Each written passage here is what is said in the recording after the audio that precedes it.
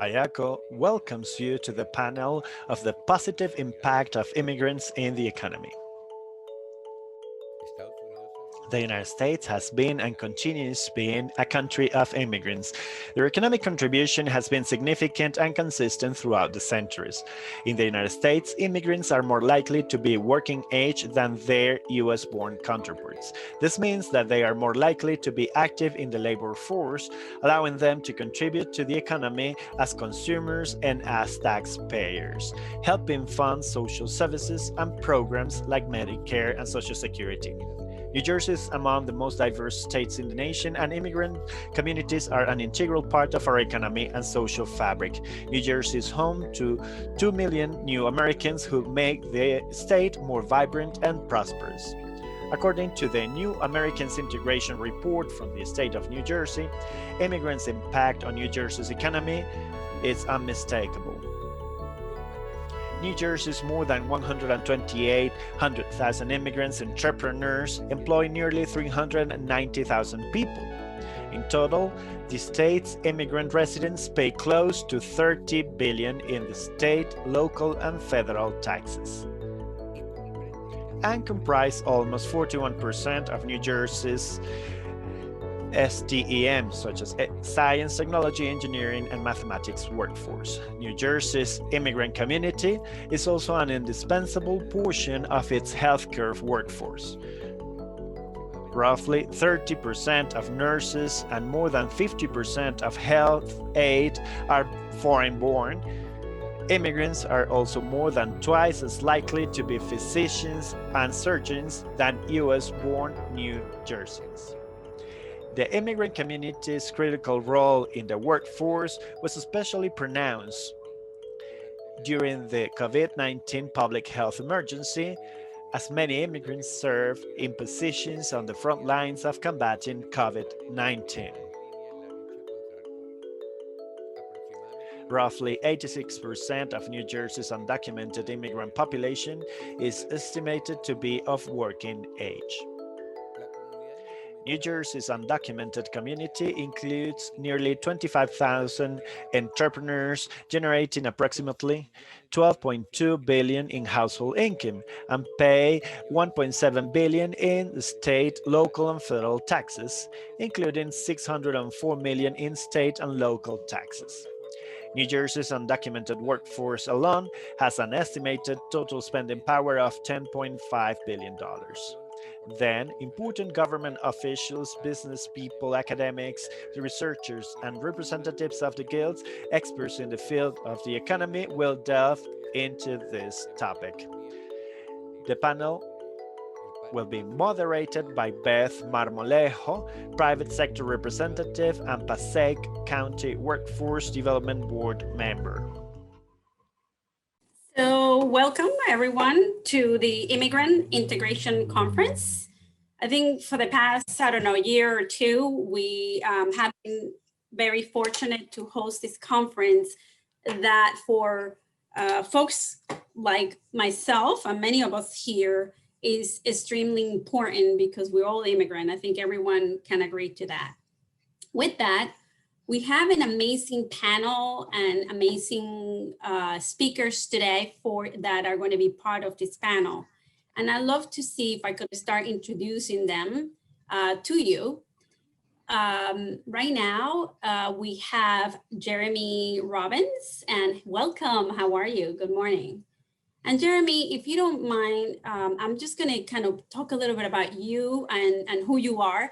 But I would love for you to add any more color to what I'm about to say about you, because this is the written part, but always I like our speakers to add their color to it. So Jeremy, you are the Executive Director of the NAE, New American Economy. And all of us admire you as a great thought leader and social entrepreneur. Your track record is impeccable and is, I guess, your success for building a thriving mission-driven organization with a broad coalition of stakeholders and partners. So I'm going to pause there, Jeremy, and ask you, what else can you tell us about you and your mission. Well, thank you so much for having me, Beth. And so I have the great pleasure of leading an organization called New American Economy, which is a bipartisan coalition of mayors and business leaders all across the country investing in immigrants and showing that if we are a more welcoming and if we're proactive about being more inclusive as a community, that makes communities more resilient for moments like the pandemic and more ready and more successful economically. And so I had the pleasure to help start that in City Hall in New York City. It was founded by Mayor Michael Bloomberg, sitting right next to Tim Sullivan, who I am thrilled to see again today. Outstanding. With that, pivot to our next guest speaker, and that is Neraya Gauschal. And if I mispronounce your name, feel free to correct me. So it's the Latina in me that reads the names the way they appear, but I will give you the opportunity to correct so people get the right pronunciation. But let me just tell you, I am so happy to have you here, both because my mom was a teacher and many of my families, teach at universities. And I see you're a professional of social policy, research associate, National Bureau of Economy Research, and research fellow IZA. I think that what's interesting to me and so appealing about you is, you have done research, in labor markets impacts and foreign trained registered nurses and physicians, how immigration of foreign trained physicians impacts healthcare use and healthcare outcome of the United States population. So I'm going to pause there because I think everybody knows right now that healthcare is so critical for our nation, and the research that you're doing, is so important for all of us here. So I'm going to pause there and allow you to add a little bit more color, like I did for Jeremy, to your journey. And you're on mute.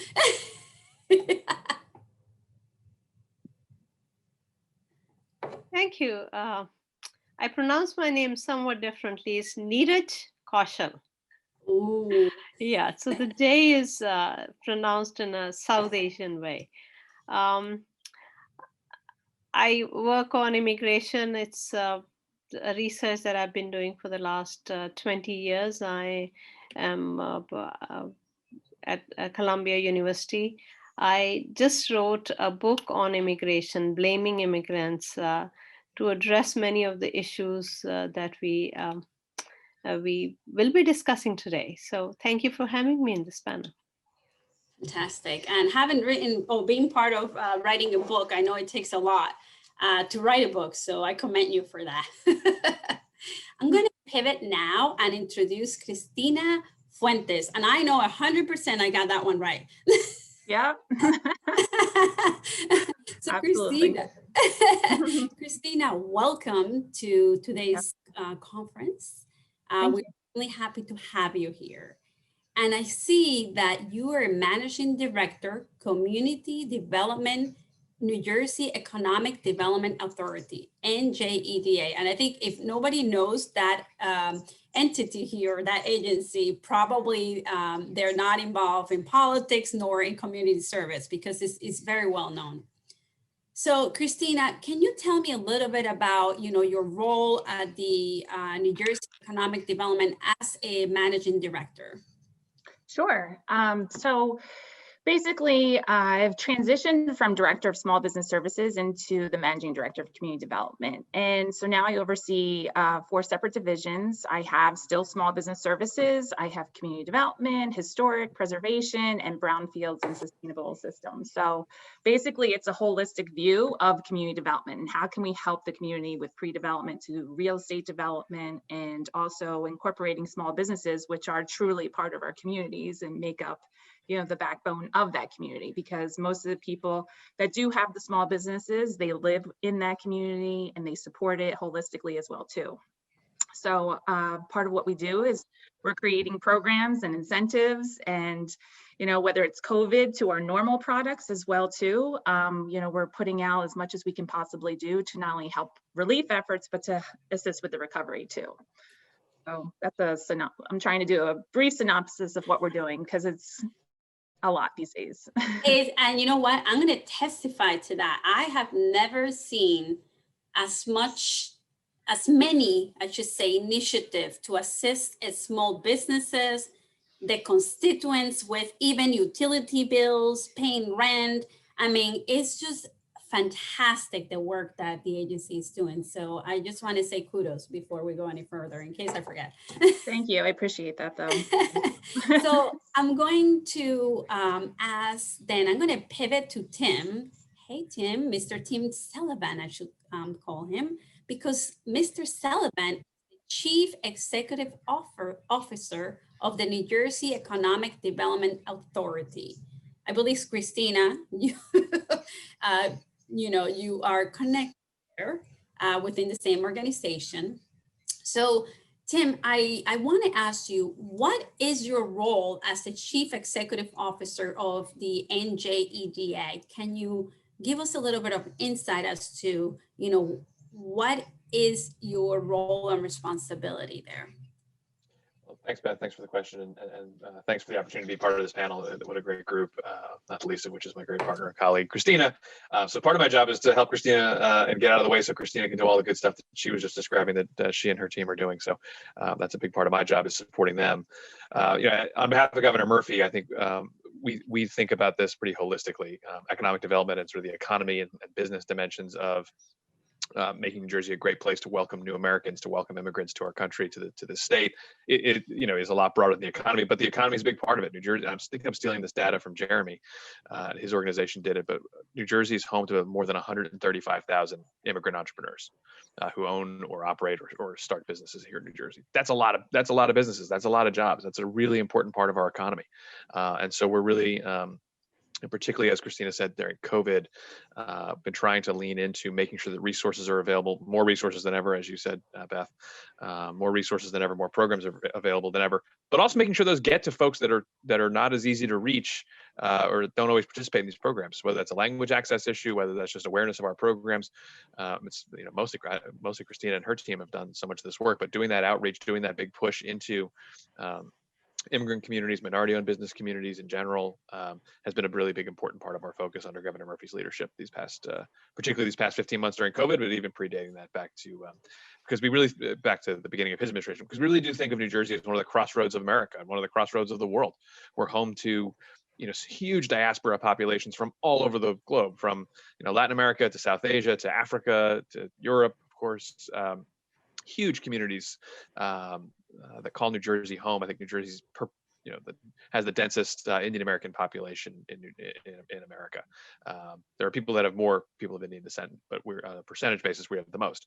And so Governor Murphy and I got to go with Governor Murphy to India right before the pandemic to do a sort of a trade mission, because we really do believe in building international connections and built that there's a significant economic and business opportunity for the state from having to being a welcoming and inclusive, encouraging place for immigrants and new Americans. I couldn't agree with you more in reference to, the work that I see the governor and this administration doing, and this is not a political platform, but you have to give credit to where you see it, to be fair. Especially with all the new projects that we're doing with infrastructure that is going to help the economy and the green initiative that I see posted every day. So, let me move you to the part where I'm going to ask you some questions related to this immigrant integration conference. Can any of you, and feel free, just to jump in, give me some feedback around what were the main impacts that the pandemic inflicted in our communities, or your community, whether it's New Jersey or New York? What do you think was the biggest impact? Well, I'll jump in if folks are thinking. I mean, I think there's so many, and I think there's so many negative ones, but I'd like to start at least on an optimistic note. One thing that I think is very positive about the last year is that it's made clear what it means to be an essential worker, right? Everyone in this country now can talk about essential workers. And the people who are the essential workers in the economy aren't necessarily the ones you thought about 15 months ago, right? It's the people, the glue that make the economy work are people working those really hard jobs, right? The delivery guys, the cleaning guys, the packing, people in the packing plants, the way that the economy could function while so many of us were sheltering in place. And I think that's been a really important thing, I think a legacy that we hope we lead. And one thing that came out of that is looking at who are those people working those jobs. And when we talk about immigration today, disproportionately, immigrants are working the hard jobs all over the economy, whether it's the high-skilled doctors or the home health aides that are keeping us safe, whether it was the people that were cleaning the buildings, transporting supplies, the grocery stores on the front lines. And I think, as Tim said, or the entrepreneurs who were gritting it out and trying to keep their businesses open, and as now we're trying to recover, are going to be the ones that are going to revitalize main streets all over New Jersey and come in and start the new Main Street businesses, the laundromats, the restaurants, the things that make communities function. And so I think I am optimistic that despite all the pain and the horrors of the last year, that we'll take a really good look on what it means to have a society that is dynamic and responsive and ready for to come out successful after hitting big strains like this. I think that, Jeremy, that was spot on.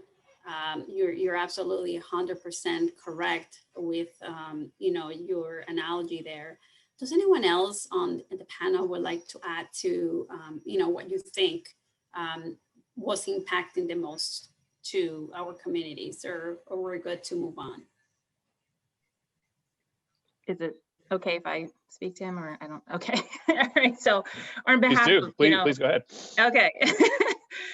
So my biggest thing is I saw basically what COVID did was it accelerated a lot of the things that we saw that were coming, right? So when we look at online shopping, online deliveries, food, like the e-commerce aspects of things, we knew, malls are pretty much a thing of the past, right? The big box stores kind of a thing, but then it also showed the small business owners how much, right? And so not having an e-commerce platform, or having it already, but maybe you weren't using it to the fullest magnitude that you were, really helped some of these small businesses who actually had it beforehand and maybe didn't really rely on it, but like it allowed them to continue operating and still doing deliveries and still being able to generate some type of revenue even when they weren't at full capacity.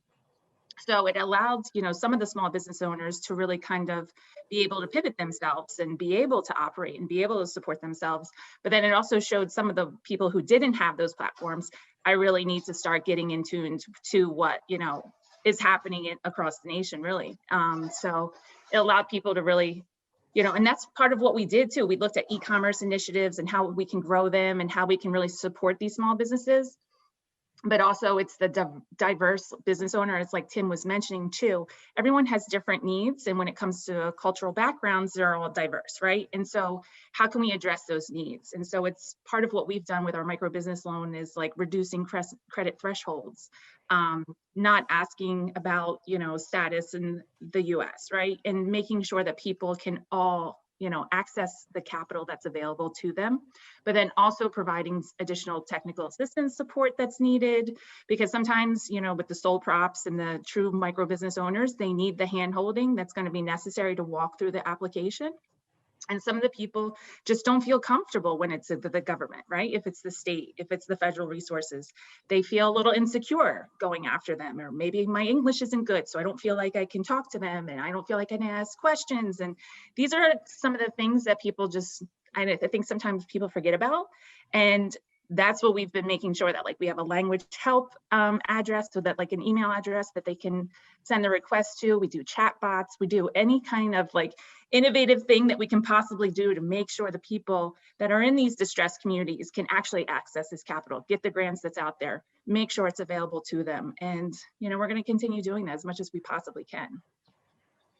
Very good, very good. And it's interesting because you brought us sort of ahead to kind of the next question that I wanted to continue into this topic of that you mentioned with e-commerce and what the small businesses are doing to thrive and pivot, right? Beth, can I intervene and just emphasize on what Jeremy was saying about, Absolutely. what are these, we suddenly realize who are these essential workers.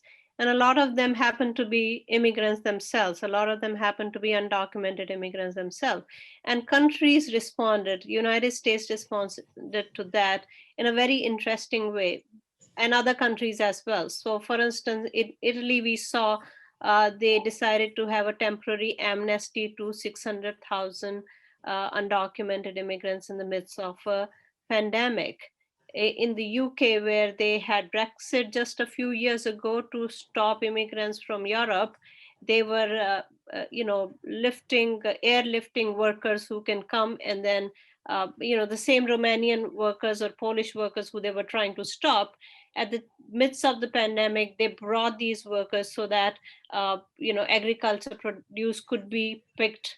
In the United States, what we saw was, again, on the one hand, Trump was trying to restrict immigration. He was, going at every policy he could. But at the same time, we realized that, we can't do without agriculture workers. So H-2B visas were extended, were more liberalized. Similarly, for the healthcare sector, for as long as I remember, American Medical Association has been very, very restricted on allowing medical doctors to come in. But in the midst of the pandemic, they actually wrote to the Undersecretary of State talking about, we need to get medical doctors visas so that they can come here. Otherwise, our communities are going to be affected. So we saw this contrast where on the one side, we saw nationalism increasing. At the other level, we realized that how important immigrants were in certain essential sectors, and we need to change policies just to let them in. So, one of the things that we realized was that immigration is very, very important for this country. So I love that analogy that you just mentioned, because it truly fits with, the mission that we're trying to accomplish today. And that is the positive impact that immigrants make to the United States economy. And they continue to make, immigrants do make big contributions and have done that through centuries in the United States. So I'm so happy that you kind of brought us back and pointing that out, because that is really the core of the objective for this conference. So any other comments around either the impact? Well, if I guess to build on that, just put numbers on that if it's helpful. New Jersey is a state that is, in some ways, the immigrant state, right? One of the many, but certainly one of the top, in the sense of almost a quarter of the population is foreign. There are more than 2 million immigrants in New Jersey, and when you think about the collective impact they're having on the economy, it's dramatic, right? Immigrants in New Jersey pay $32 billion a year in taxes, and have $72 billion a year they're injecting back into the society. And it's not, you think of like one image of who the immigrant is. The reality is that they're incredibly diverse, right? The immigrants in New Jersey, they're more likely than native born to have a graduate degree, but they're also more likely to not have a high school diploma. And so they're working and filling gaps all over the economy in industry after industry that the native born don't do, just because they have a different complementary skill set. And I think that is something, whether you look at the software development industry that New Jersey has, whether you look at the packers and the maids and home health aides and construction and all these other industries that are big employers in New Jersey. And so I think when you think about, I think COVID has laid that bare over the last year, but it's been true for decades, if not longer, that immigrants are helping power, not on their own, but hand in hand with the native born, are helping make New Jersey successful. Wow. That is, I'm so glad, Jeremy, that you, I'm all about numbers and statistics is having a undergrad in accounting and master's in finance. So that's kind of the language that I feel everybody understands, numbers. so that was awesome. And, just pointing out that immigrants are not taking away from who is already in the United States. They're filling the gaps in the skills that don't exist to help the economy be stronger. And I think that that's the concept that we need to continue to predicate of the value that immigrants bring to the United States in jobs that otherwise will be, not filled. It will be a gap to the economy. Okay, so let me bring us back a little bit to what Christina was, touch base upon. And that is, what are the remedies you will seek in the coming year to revive the people you serve, particularly the people that we're trying to address today, immigrants? So, let me just, Christina, I think you mentioned, hey, e-commerce, helping the small business to pivot and utilize, the platform. We no longer, you no longer need to, have a front store where people walk in. You could do things online. E-commerce is a remedy in my mind. So anything else that you could think of to help? Yeah, I know for, EDA standpoint, a lot of, we have the Economic Recovery Act that's addressing the incentives that we're going to be able to offer. So, when it comes to the Main Street Recovery Fund, which is part of that, we'll be able to offer some very specific grants that can support anyone who's making improvements or buying equipment, who's potentially going into a new lease or has signed a lease since the pandemic, certain kind of specific targeted initiatives that really will address those people that have done, pretty much everyone through CDC regulations had to make some type of improvement with, whether it was installing plexiglass or, some people are honestly, in better situations and doing better and expanding too. So some people had to buy additional equipment or bring on more employees, and, they're able to do that through these incentives we're going to offer for Main Street businesses. So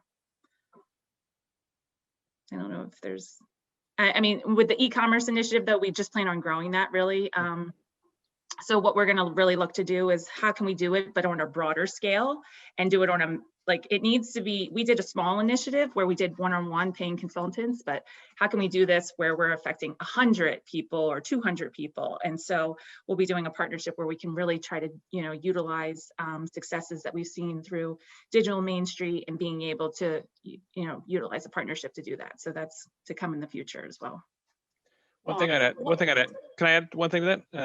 Yeah. One other program, agreeing with everything Christina just said, one other program that Governor Murphy's proposed, we're not sure we get to do it yet. It's a proposal in the budget that hopefully the legislature will concur with it, is around entrepreneurship, particularly for communities of color. Obviously, and Latino diaspora would be part of that.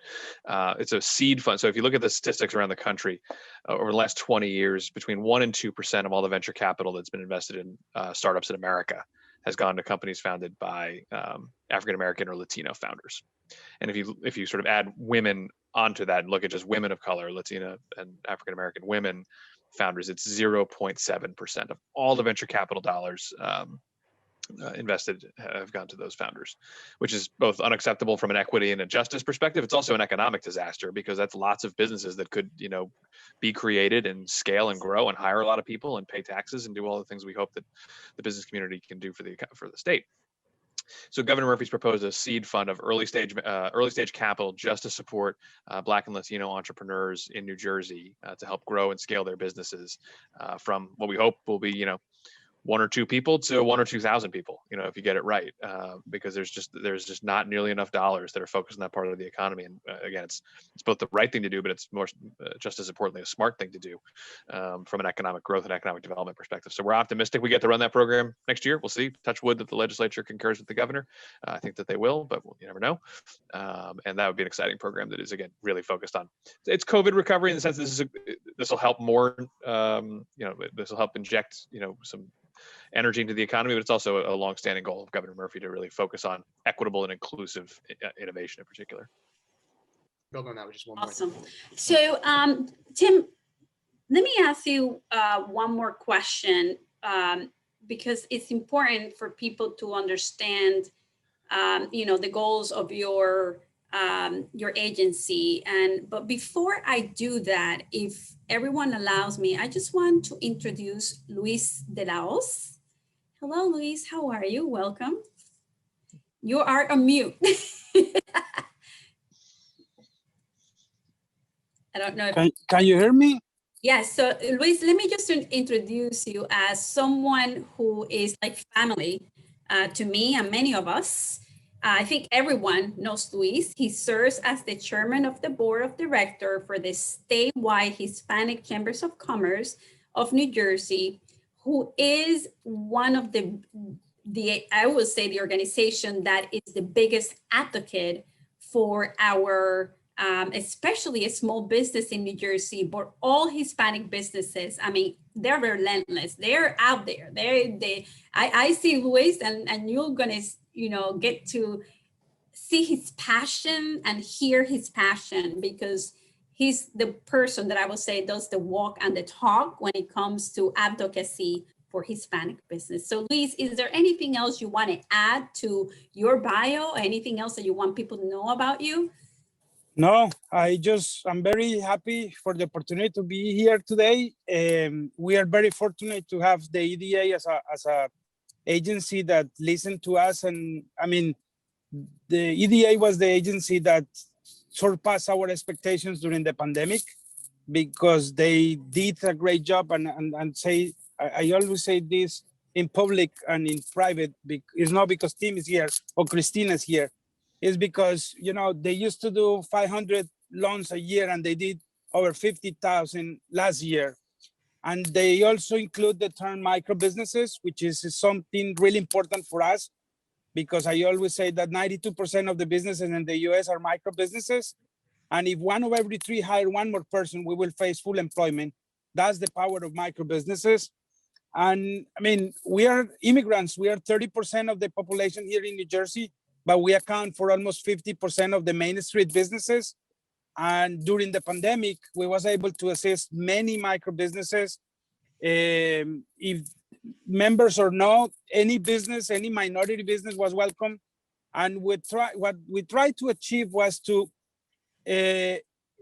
basically focus on the needs or the gaps that people or businesses have. For example, when they launch a program, we try to advocate and communicate that to everybody in order for everybody to be informed. But the day of the application, we used to have like a webinar where we can assist people with common questions in Spanish or in English. And, we try to accommodate them, because since the pandemic started, the biggest problem that we faced was the digital gap. We always have been advocating for access to capital, access to new markets, access to networks. And since the pandemic started, the digital gap became our biggest challenge, because we was frustrating that agencies offered assistance and people was not able to access to that help just because they didn't have access to internet, or they do have access to internet by a mobile device, no by a computer. And that's what we try to do. And I mean, if you pay attention to the comments, some people will say, I want to move to New Jersey, it's too much help available there, and they are doing great things for the community. The crisis is the moment that you can improve or you can give up, right? And I think that this challenge our talent, our effort, our integrity, and I think that we have been doing good, especially because we recognize that those are limited resources. I believe that if any agency have unlimited resources, we will be able to solve all the problems. But just when you have limited resources and you try to give them to the community, it's hard, because you try to do the best with what you have. But we are very fortunate that this pandemic happened for us here in New Jersey, that we really receive assistance, and we feel that the agencies and the governor listen to us and pay attention to our needs and our pain. And I mean, we have more vaccines than many countries in Latin America. we believe that entrepreneurship is the best way that we have to overcome poverty, and that's why we are passionate about that. There you go. See, guys, I didn't disappoint you. I said I introduced him saying that you were going to feel Luis's passion, and there you are. You didn't disappoint me, Luis. Thank you. No, thank you for the opportunity. So, listen, the best thing that we can do, all of us, and that we continue to do, is to help, our businesses in New Jersey thrive. And Tim, I want to ask you, and on those lines, what are the priority resources needed for your agency to achieve their goals, and what are those goals, if you don't mind me asking? Yeah, so since Governor Murphy's earliest days in office, we've been really focused on a few things: how to make New Jersey a stronger and fairer economy, and that means stronger, meaning growing in key industries, growing and strengthening our small business community, strengthening our economic competitiveness, strengthening our communities. So investing in placemaking and remediating brownfields and preserving historically significant properties, things that Christina is in charge of. And her team oversee. The other thing is recapturing our leadership position in innovation. So trying to grow more young, new companies, and Luis framed it so well. So many of those companies are founded by members of immigrant communities from various places around the world, young, new companies that grow and are going to hire a bunch of people. And if Luis's vision of everybody hiring one person gets us home, that would be great. Then we'd have all the jobs in the world. And so I think in terms of resources, I think Governor Murphy's been extraordinarily supportive of our efforts, as has the legislature. We just have a new Recovery Act package that the governor signed in January that Christina referenced earlier. Included in that is a substantial amount of resources to support both small businesses and larger enterprises with things like tax credits.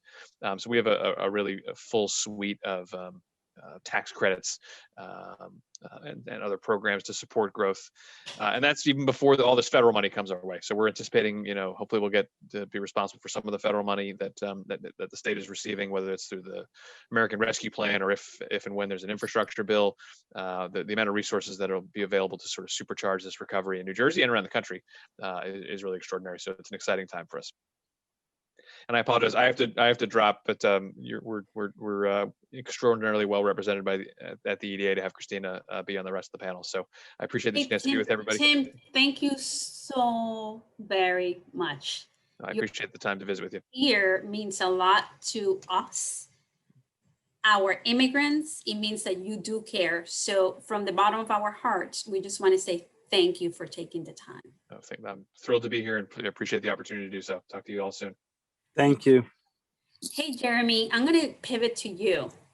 What are the goals of your organization, for 2021, given, the recovery that we still are going through coming from 2020?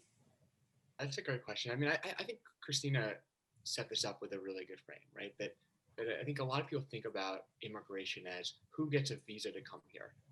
When the reality that a huge part of immigration and what it means in this country, both from a substantive and economic point of view, but also from a political point of view, is what happens after they're here, right? And that is the federal government might decide who gets to come in, but it's really up to states and localities to invest in immigrants once they're there. And so as an organization, we're now working in 100 communities all over the country, including several communities in New Jersey.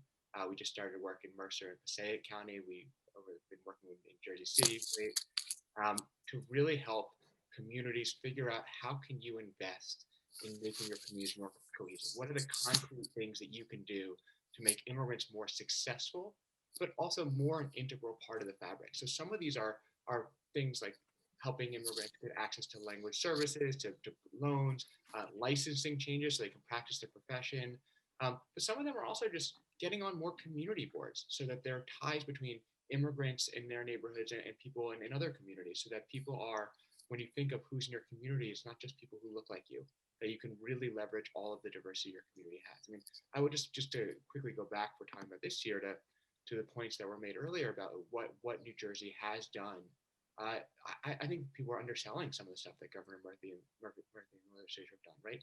That In April, the governor signed an executive order to make it easier for immigrants temporarily in the healthcare profession to get a license to practice a profession, right? So more immigrant doctors who are here, what we call brainwaves, people who came here with medical training but couldn't practice it, couldn't get their license yet, could get on the front lines helping care. In September, the legislator expanded that, looking at undocumented immigrants. We have all these people who, because they're undocumented, can't become doctors or even can't practice professions as electricians or cosmetologists, right? Can't even cut hair. And so the legislator allowed a series of professions that you could now get a license for. So we get more of the talent that we have in New Jersey and beyond to practice. And I think in terms of relief efforts, the governor announced $40 million in aid to those left out of the federal relief efforts. And these type of actions of saying, look, we have a lot of talent here. We have a lot that if we are inclusive, if we're investing in people so that they can be successful, if we're taking away the red tape, stopping people from being successful, we're going to be much stronger as a community. And so I think our goals for this year are to deepen that. We want to get into more communities. We want to show more communities how to invest. What are the concrete steps you can take to take someone who has talent, who is here and ready to participate, and make it so they can actually more fully succeed. You're on mute, Ben. Sorry, guys. So Jeremy, I love that you brought our attention, the easy access to certifications that we now have. And I want to ask Professor Niraj, and I hope I'm still butchering your name, but it's okay. This is your area of passion, right? Nurses, physician, and impact that foreign trained nurses and physicians have to the economy. And that leads right into what Jeremy was saying. What's your reaction to, do you agree that yes, we are making it easy? And do you agree that yes, this is important? Definitely, this is important. I mean, United States is a rich country, and if you look at the overall numbers, we have a decent proportion of physicians or doctors on average. But in our low-served communities where their incomes are lower, where poverty is higher, which are largely minority community, that's where you see the physicians or doctor or nurse ratio per population is very low. And that's where you practically see a much larger proportions of foreign trained physicians working. So foreign trained physician, foreign trained nurses, they represent much larger proportion in places where there's high poverty, there's less. So if these people were not here, the proportion of physicians or nurses or other healthcare professionals in these counties, in these communities would be even lower. So in that sense, they serve a very important role. The second part of it, the reason why in the past we received a lot of opposition from, say, American Medical Association or nurses unions, was that the fear that they had was that because these foreign trained or foreign doctors or nurses are actually posing a competition for US trained. The reality is that some of the work that I have done is that we don't actually see much of a decline in the wages of US trained nurses because of the flow of foreign trained nurses. So that's kind of a myth. Actual evidence, at least in this particular area for nurses, we don't find it. On the other hand, you have to look at the issue at a different level, which is that the kind of services, healthcare services that they bring in. And this is something that we realized during COVID much more than at any point. As I was saying earlier, that for the first time in my life, I saw American Medical Association actually saying that we need to give more visas to physicians. Same thing for nurses as well. Yeah, I think everyone would agree that the reality is that in today's world, a lot of the young generation are not really opting in to, become doctors or nurses. I mean, I speak based on my own children and the choice of their career. And when I question, well, why wouldn't you want to become a doctor? Your grandfather is, your aunt, my aunt. They're like, no, this is not the career of, today's generation. so we do need immigrants to fill the gaps, not just, in our hospitals with the collapse that happened with COVID, and the nurses, but in many other areas, as I mentioned earlier, that they're needed. So thank you so much. I'm going to pivot to Luis. Luis, what are the priority resources needed for the statewide Hispanic Chambers of Commerce to achieve their goals? Tell us what the top goals are of the Hispanic Chambers of Commerce, and then how are you planning to achieve them? I mean, we listen to our members and to the industry that we serve, and those objectives change a little bit. But basically, our main goal is to help them to grow if they want to grow. No, every small business owner wanna become like a restaurant chain, or some of them, they express, listen, I own a beauty salon with 2 chairs. That's the only thing that I want. I don't want more headaches. Just give me a loan. But I need assistance with this, right? Our goal is how we can help them to grow when they want to grow. And we have been focused on the high growth potential. We identify those businesses that have high growth potential, and we try to assist them because they will be able to assist us on report the outcomes, but also they will help us to inspire other people to desire to grow. And as I mentioned earlier, we focus on 4 pillars: access to capital, access to new markets, access to networks, and the digital gap. And everything that we do is connected, because like we teach a class, but we do an event where the students of the class can put in practice what they learn. We did a couple of virtual events like last year, and one in particular, the main focus was to train people how to participate on a virtual event. We believe that in the future, every in-person event will have a virtual portion of the event, like today, because the pandemic teaches us that this offer a lot of good things. Like we are able to measure more things when we do a virtual event versus when we do something in person, right? All the data that we can collect, all the things that we can report back to the agency or the donors that support us.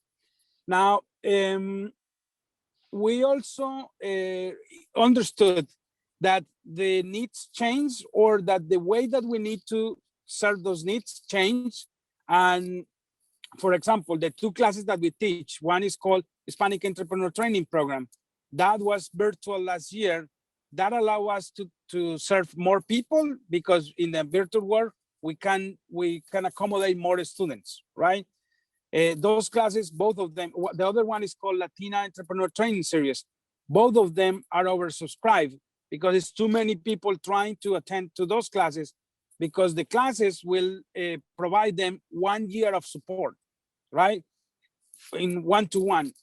Those are the type of things that we are working on right now. And also, we have been focused on industries that are very popular in our communities.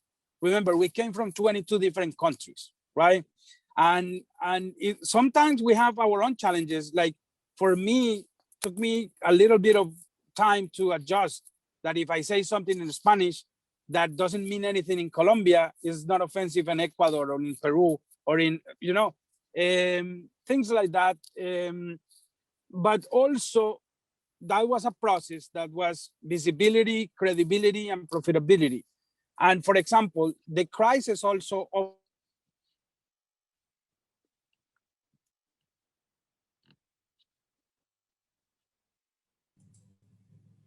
I think we lost Luis.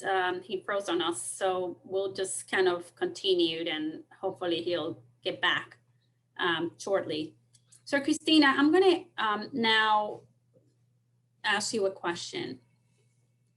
you know, New Jersey is so diverse. And as Luis mentioned, you know, Luis is focused on the Hispanic small businesses, right? But how does your agency, you know, get information around the different cultures and businesses and what their needs are? Because every culture is different, correct? Yes. So Yeah. what is it that how do you service the different constituents groups that you have in New Jersey to assist them effectively? So our small business unit, we were just created back in 2018, actually. So we were fairly simple, and you know, there was small staff and really not much. We didn't have any resources, but when I was tasked as the director, it was kind of like, okay, how can I understand what's needed until I understand the gaps? And so a lot of what I've done is like, you know, the outreach that's necessary. So Hispanic Chamber, yes, they're one of big chambers in New Jersey, but we also have the African American Chamber. We have the Chinese American Chamber. We have LGBTQ. We have the Veterans Chamber, you know, the Asian Indian Chamber and then Punjabi Chamber. So there's a lot of different already targeted chambers. And so what we've done is we've created those relationships to say, hey, you know, we're here to help you. We offer workshops very specifically in those chambers and in specific cities as well too. So if somebody or a county or a city wants to be able to bring those state resources, because what I found when I was talking to small business owners is a lot of them do not know about the resources that are out there. So no, you know, a lot of people didn't know that the federal government has small business development centers. There's 12 of them throughout New Jersey, and they offer free technical assistance. They can do a business plan. They can do projections for you. They offer entrepreneurial training classes, like, and it's all for free. I mean, essentially we pay for it through our tax dollars. And so a lot of people just don't understand what was out there. Then we also have community development financial institutions, which are known as CDFIs. So they are very small lenders as well too. They offer SBA products like 504 loans, 7A loans, micro loans. So the gradual process is like, you know, they're community-based lenders, and you would build up, get an access to capital through them, and then build up to your bank. And so they offer technical assistance through a CDFI as well. And so a lot of it was just making sure there's actually 6 CDFIs in New Jersey, but compared to New York and Pennsylvania, that's not that many. And so what I've been trying to do is do outreach on a national level to start attracting some of these bigger CDFIs that want to do targeted initiatives as well to address the diverse business owners that we have. And most importantly, though, it's really understanding that we need staff members that speak Spanish. So when somebody, you know, wants to ask a question, we can connect them to them as well. But we also translate like our grant applications. It's in 10 different languages, and you can also get help when you reach out to our language services help email address too. So, you know, we definitely understand, because it's one of the biggest things I've been advocating is like, we have to make sure that, you know, when you're dealing with a small business owner, we have to speak on their level, right? We have to come to them. And sometimes I think people forget that, that, you know, it's, you know, bringing it down into normal language so anybody and everybody can understand. And for me, that's the biggest part, is like, you know, I want to make sure that everybody understands the resources that are available to them. And EDA is here to be a partner. You know, and that's why we're a partner with Hispanic Chamber. We want to make sure that all the members of that chamber are able to access the capital that's available, are able to understand the programs that are available. And that's, you know, really what it is about creating those partnerships and making sure we're there to help them when needed. I personally love everything that you said. And let me explain what I mean. I feel like, so I belong to a business professional group called Prospanica, and we help place, you know, Hispanic business professionals in corporations. And one of the gaps that I notice is that, you know, corporations, for the most part, don't have a clear understanding that in order for them to attract diversity, they need to work with the different diverse organizations that exist out there. So like, well, we can't find, for the most part, I hear from leadership and organizations, we can't find the Hispanic talent. We can't find the African-American talent. You know, well, who are you working with? Are you going to Columbia University? Because that's not where you're going to get the Hispanics. I mean, I don't mean that many of us cannot go there. I'm just saying that's not where we predominantly are. You need to connect. So I want, Christina, this is like so refreshing to hear you connect the dots into the different organization and how important it is to be able to bring back the economy. Because if not, you're going to fail, right? Because you're not connected into the right channels. So yeah, well, I mean, the biggest thing that bothered me the most is I just saw so many people in the Hispanic community not pursuing resources because they were afraid. And it's point blank, they were afraid to come after the resources because they were like, well, what if I check a box wrong or what, you know, and it was like, no, we're here to help you. Like, ask us the questions ahead of time. I connect people to Luis all the time to be like, hey, Luis, can you help this person? And because I can't do everything either, obviously, right? So, you know, EDA is one entity and there's enough need that's out there that we can all come to the table to really help everybody. And that's really part of why we're looking to CDFIs as well, to be able to help those community lenders to be able to support the community like they're supposed to do and to be out there and do the outreach. The problem that we're realizing is that there's just so much need that we all can't, like, you know, we need more partners through this. And then we also need ourselves as well. Like, how can we be innovative to take a large volume of applications and do it fast? Because the biggest thing with the small business owners, they have no patience with us, right? They're like, you know, this is a $25,000 loan. Why am I not getting it in a week? You know, it's like, you know, we're a state agency, so we have to do due diligence. And so the best thing I can do is create products that are attractive enough to keep their patience long enough. But, you know, a lot of people don't understand that. And it's like, we have to explain that to them. So we try to walk this tightrope of being like a state agency, but also being able to do due diligence and making sure we're giving, you know, the loans in a fair, equitable manner. But, you know, it's kind of, and that's where we're looking to our partners as well. Like, you know, how can we leverage CDFIs to be able to do more community-based lending at attractive rates? But I totally understand what you're saying. And I see it as well too. And so that's why I'm always very conscious about it and making sure when I talk to people as well too, I'm very, you know, true, blunt, honest, because I want people to be able to understand. And then also understand, I've also told people too, do you really need a loan? Because I don't want to see people over leverage themselves as well. And I feel like some of the people are, yeah, the access is there, but they're tapping themselves out a little too much. And that's what's a little concerning for me too. It's, I talk to people to make sure like, okay, is this really the right path for you? Are you going to be able to repay it? Our micro business loan doesn't have payments for 3 years because we want people to have patient capital. But not all loans have these attractive terms. And so I try to explain to people because they might be great at running a bakery, but they don't really know financial sense sometimes, right? And so it's understanding what an interest rate is, how it's amortized, and it does have a balloon payment, does it not have a balloon payment? You know, understanding what you're really getting into. And I think that's where entrepreneurial training is so important for people.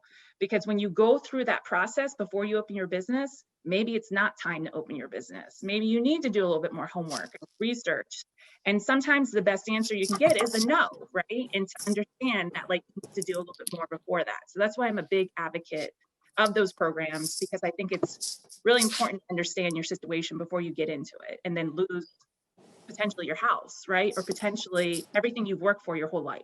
So, Luis, I think you have a comment here. I know that you want to add to this conversation. So no, you know, one of the most interesting facts that we discovered during the pandemic is that some people are so proud and some people are not used to ask for help that they didn't want to participate.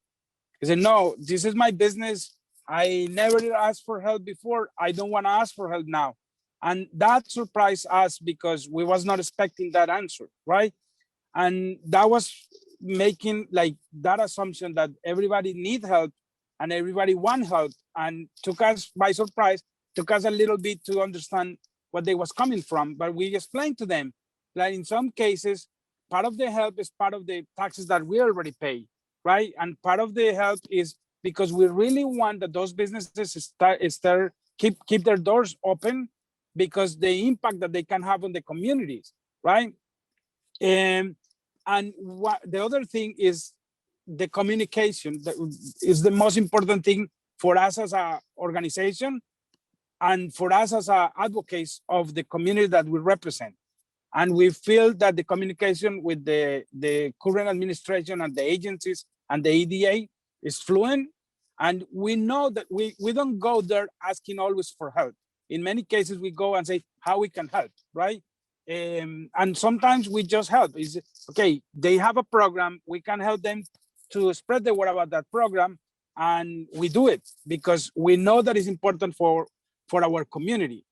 We try to pitch to all the Hispanic media just to assist us to tell the story of the agencies, because if they are doing the effort to put those services together, we really want the people to get the information available. And as science is when you are giving money away, you also need to do the due diligence. And that's another thing that people need to understand.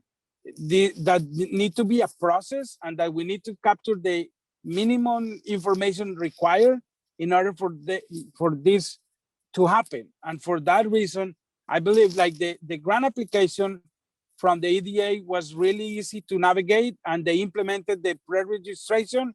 At the beginning, we thought that was an extra step, but after the phase 3, when they implemented, we realized that helped a lot of people to be able to access to the programs, because give that a window where they can adjust something that they answer or that they didn't answer, that they didn't know how to answer before they submit the application. And I believe that the results are there just because the process was in place. And also, I just want to recognize the use of technology to scale in a time of a pandemic. That make the difference for our community and for everybody in New Jersey, because we was able to access more resources because the technology was used in a proper way to make that help available to more people. And without the technology, you cannot scale from 500 to 50,000 because you won't be able to do that. We took a step, and little by little, people are more familiar now with DocuSigns or part of the process. But I think that was what I will highlight. The best outcome out of the pandemic is how the government agencies, especially the EDA, adjust to the new reality and was able to scale to the needs that we face. And just to kind of highlight, Beth, like we were doing programs before there was a CARES Act funding resource, or before, there was federal resources. So EDA held a March board meeting, a special board meeting, so we could put products out there that were on our own balance sheet, because EDA, we are quasi, so we're a part of the state, but we're not of the state. So normally we don't get any type of appropriated funds or resources like this directly. So we charge fees on our products, and then that's how we have a balance sheet that we can support in pilot programs and initiatives. So this was very different for us. Like, this is not normally what we did. So then as we saw CARES Act funding was coming, we were able to really do that. And we learned from every different phase of the grant that we have done. We're on phase 4 right now, and we have changed it every phase to make sure that we can really address the needs of the business owners, because we've learned every phase. And I'm sure, Luis, you can really testify to that, right? Yes. So by phase 4, we realized how many people have issues with getting their business registration certificate and demonstrating that they've actually registered properly. So we found that. Go ahead. No, I'm sorry. Yeah. Okay, so we just found that some people really struggle with that process and weren't even aware of it. So now we're allowing them to be able to get 4 weeks to cure that issue. But I think, that's where the state holistically through Treasury, it's like really developing that relationship with the business owner to say like, okay, this is how you do something, and walk through that. So we have the business.nj.gov website as well too, which will help somebody directly saying like how to register properly. But then we also put a chat bot in there, so you can actually talk to somebody right away. And if you don't know who to talk to, because that is the biggest problem in state government, it's if you don't get connected to the right person, you're kind of just out there. And so that's why it was so important for like small business services to be that connector for you, to have these chat bots connect people. And there's a direct person from the Business Action Center, who will connect you to Department of Labor, Department of Treasury, all these entities that sometimes it's hard to know who to really go to. So as a, an immigrant who, again, may not feel comfortable, English is not their first language, right? And so it's like, well, how do I know who to talk to? And you feel like you get passed off into a circle, and it's just kind of, it's exhausting and confusing sometimes. So we're trying to, cut through the red tape of things sometimes and just be able to have a direct way to talk to people. But I want to highlight that you really pay attention because, what you did with the loss reserve fund was a need. That was a big need. And it's because, when we try to access to capital, we face two problems. One is the lack of personal credit history, and the second is the lack of collateral, right? But that reserve loan program allow CDFIs to take a little bit of more risk or feel comfortable with some decisions that they are not necessarily comfortable with, in order for minority small businesses to access to capital. And those are the type of things that sometimes solutions are not, I mean, that was not a lot of money, but it is the first step on the right direction. Because if that can grow and that can be accessed for many other players on the financial arena, I think that will make a huge difference, especially for immigrants and for minorities trying to access to capital.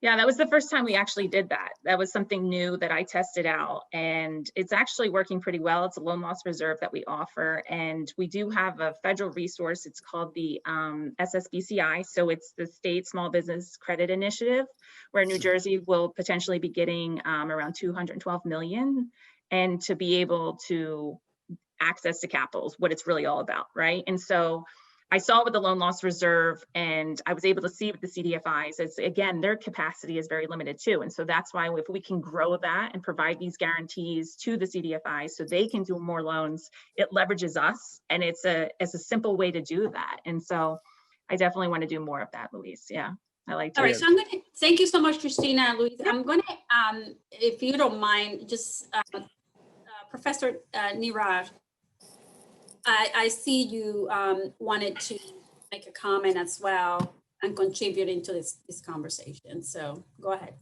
Is that okay? Yeah, I just want to first thank both Christina, Luis, and Robbins about, the immense contribution that their organizations are making.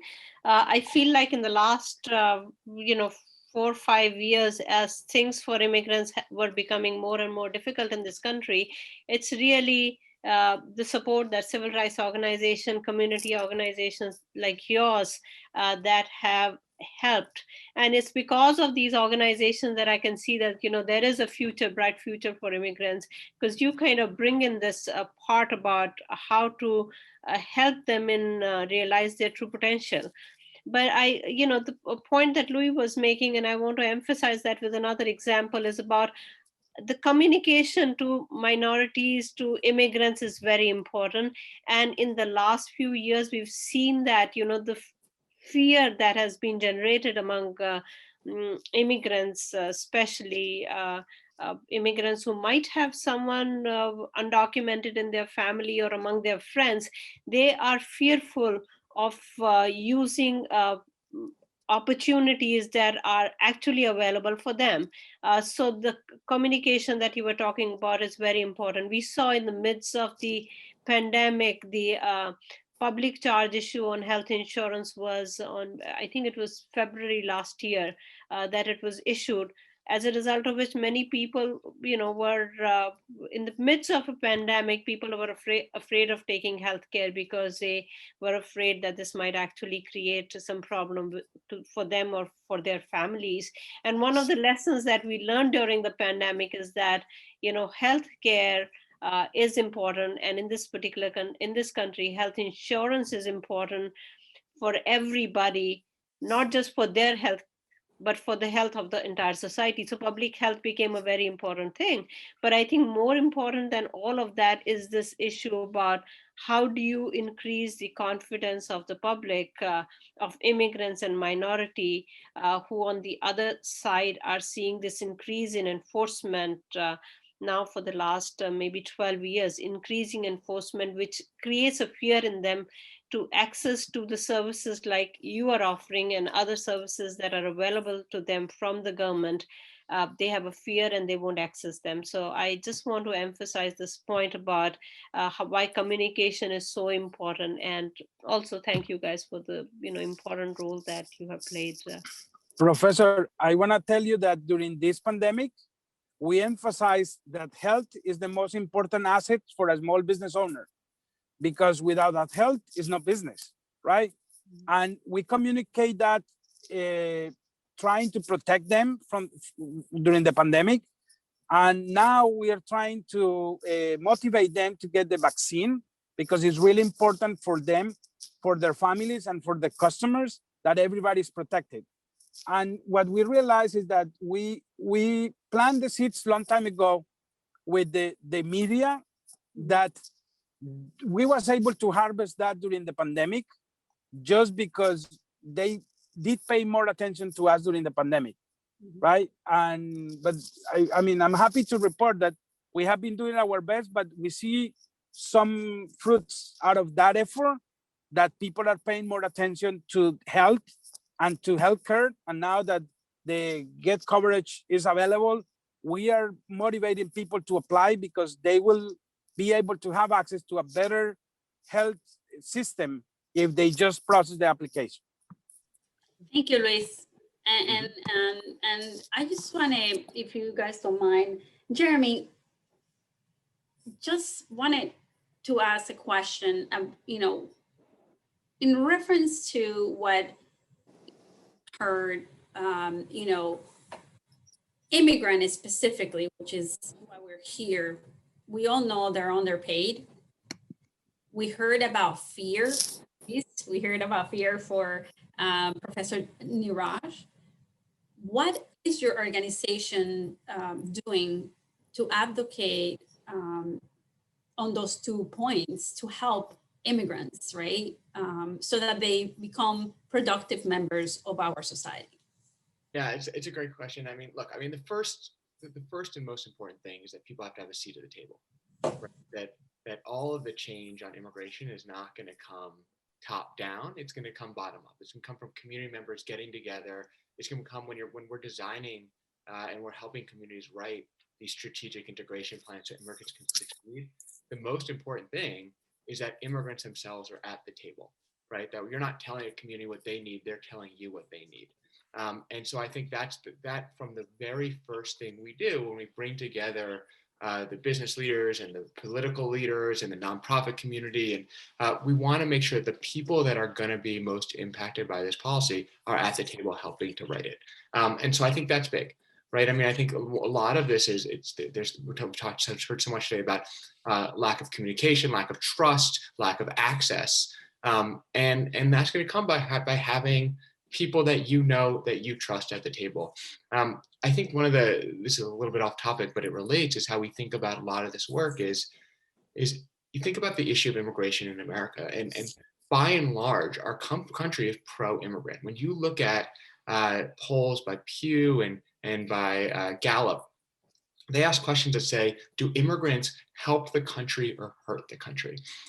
And over the last 10 years, you've seen more and more Americans embrace this idea that immigration is good for the country, right? These polls are even despite what happened over the last 4 years with the relentless attacks on immigrants. And maybe because of that, more people are supportive of the idea that immigrants are a vital part of our fabric and our growth in our country than ever. Having said that, it's not, when you look at people in voting, it's not what people are going to vote on. It's not the thing that drives the people that are supportive.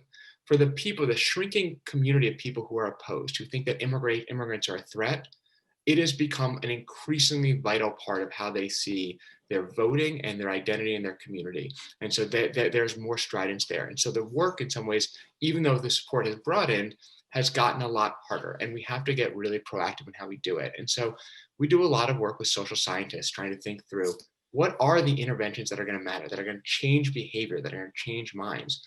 And one of the interesting things when you talk to social psychologists and you talk to cognitive scientists is that one of the things that's clear is that we don't form our beliefs on our own. It's not like we're weighing both sides and seeing. We form our beliefs based on our community. And so if you want to change someone's mind, you want to change their behavior, you have to change their community. And so I think the first step in all of this is making sure that we're not siloed, that it's not immigrants are over here and native born are over there, that in all of the programs we're doing from the design phase on, that people that you want to serve from all different parts of the community are there.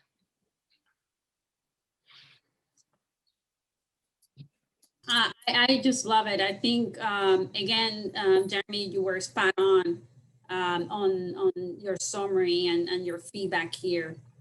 You know, we all in this together. Immigrants add value.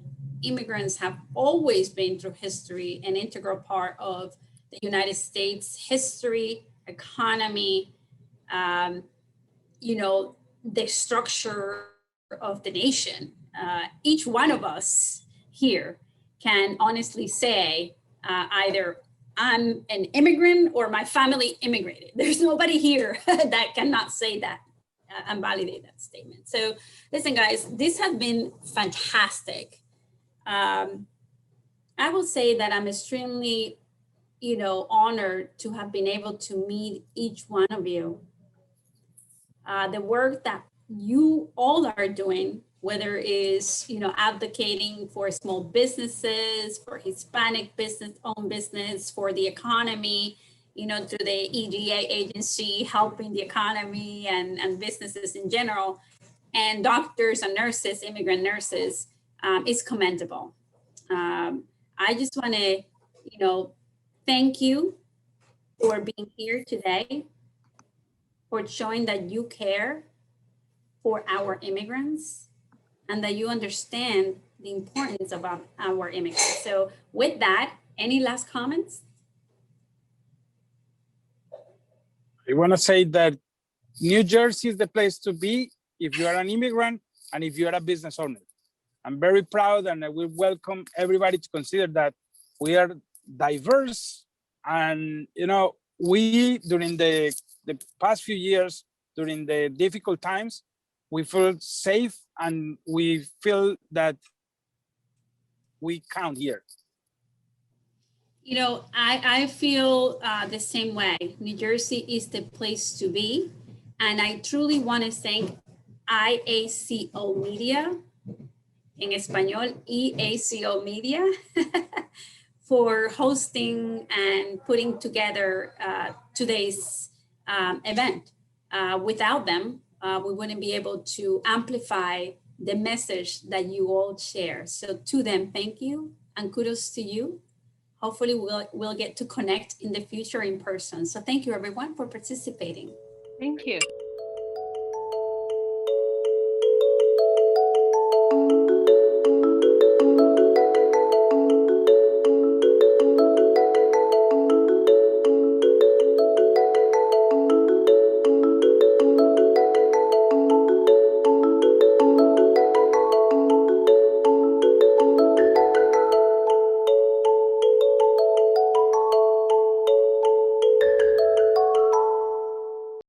Agradecemos mucho su participación. We appreciate your participation. Please do not forget to fill in the surveys. Remember that your response is absolutely private, confidential, and we will not compile any personal information. Your suggestions and comments will help us improve for future editions of our event. Thank you very much.